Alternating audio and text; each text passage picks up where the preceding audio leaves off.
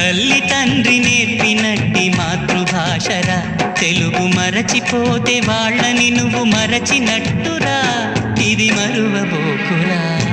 తెలుగు భాష తీయదనం, తెలుగు జాతి గొప్పతనం, తెలుసుకున్న వాళ్ళకి తెలుగే ఒక మూలధనం.